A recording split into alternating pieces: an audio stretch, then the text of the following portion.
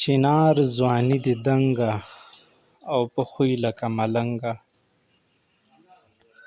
یا ګلرنګه غنم رنګه ته هم لاړې. نن مې د یو غم خبر تر غوږو شو چې مطیع الله تراب هم چې د پښتنو ځلانده ستوری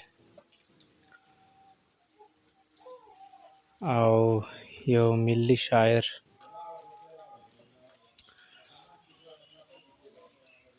هغه هم خپل حقیقي خالق سره ملاو شو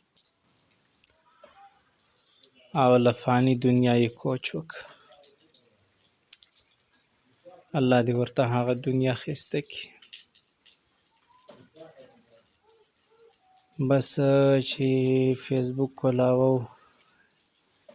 یو د غم خبر راځي نو خوند یې ورک شوی دی د فیسبوکونو.